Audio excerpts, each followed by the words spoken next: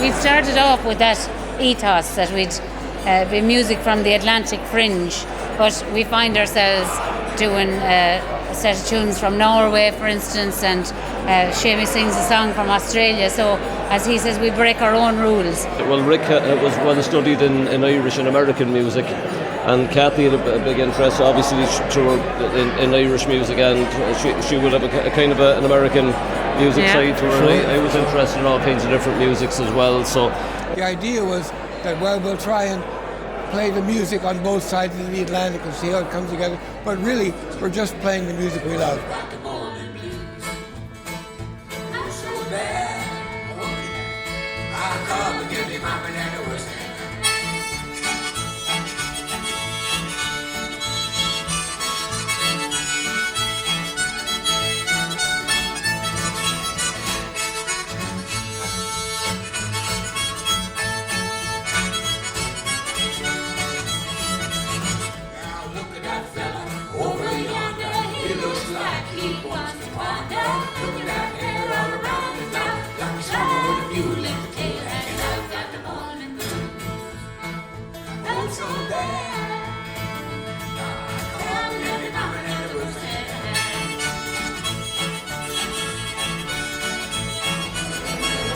I'm really happy to be playing Irish music on the mouth organ, because it's an instrument that nearly got completely extinct.